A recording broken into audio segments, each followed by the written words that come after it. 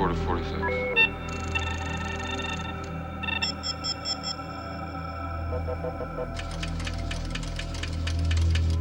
Yo, bromandos. So originally I thought I would just leave the word ass on the screen for about 3.5 minutes, just kind of make a joke video.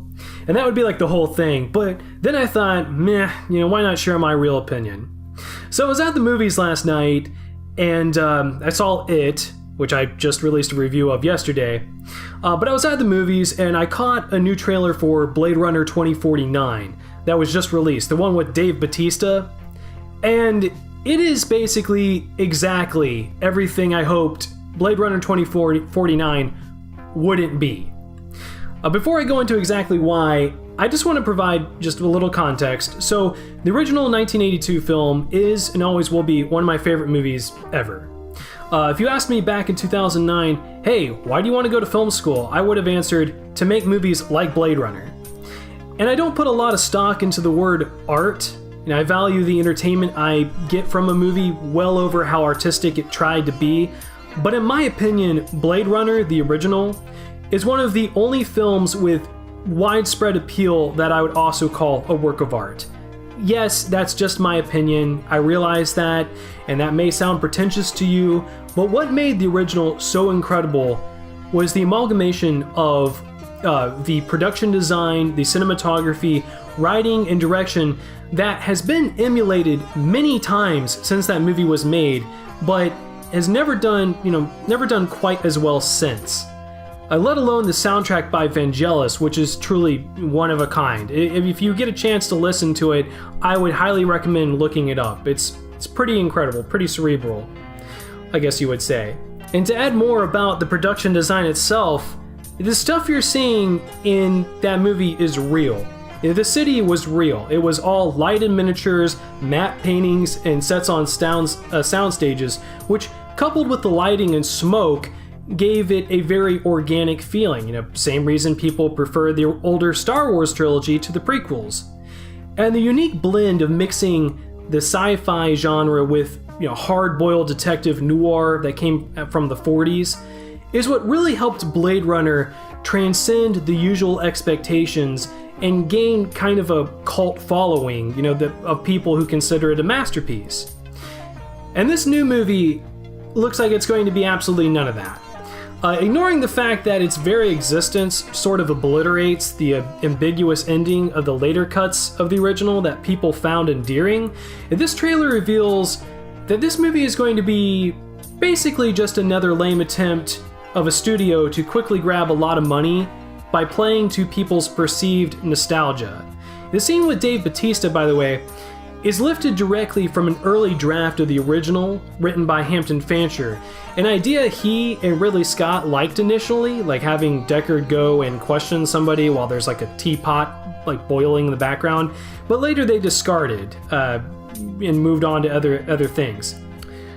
We get a scene of that, maybe 20 seconds of that, and from there the trailer just quickly turns into, hey, it's another high-concept action movie based off a science fiction movie from the 80s that wasn't action. And wow, where have we seen that before, right? There's something about how the advancement of replicants has left the fate of humanity hanging in the balance as Jared Leto does his best to channel Rutger Hauer.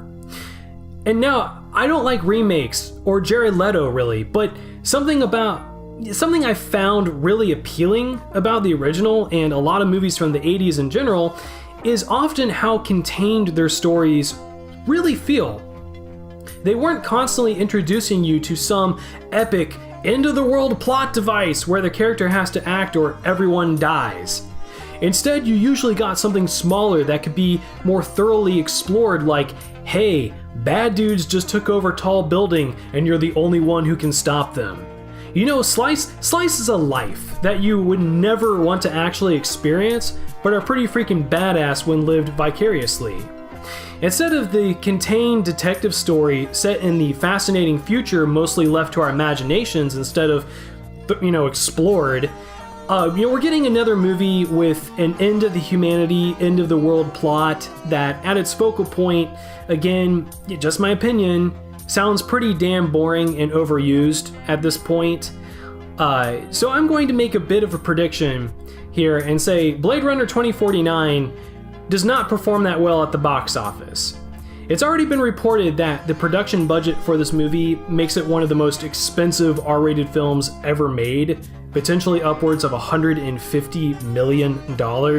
And you have to remember that if it doesn't at least make like 3 times its budget, 2.5 times that amount worldwide, it's not really considered a monetary success. You know, something that studios want to make a sequel of. And when I said perceived nostalgia earlier, I wasn't just trying to sound, you know, completely jaded. The original Blade Runner bombed at the box office as well and only became a cult film over time. And the thing about cult films is they don't usually have the massive appeal needed to recoup the kind of money being put into this production. I mean, are there any similar movies that have come out before now which indicate Blade Runner 2049 is going to do well? Like, Ghost in the Shell, a sci-fi anime based on Blade Runner with a cult following, it bombed. Its remake bombed. The only way Blade Runner, this new one, can make it back its money is if we follow the trend most movies have been setting in 2017, is that it makes its money back on the global market, more so, you know, the domestic and here in the US. Then again, I might be completely wrong. You know, we'll see. It might be great. It might do well, and maybe, just maybe, it'll open doors for other projects to get made. Either way, we'll see a month from now when it gets released.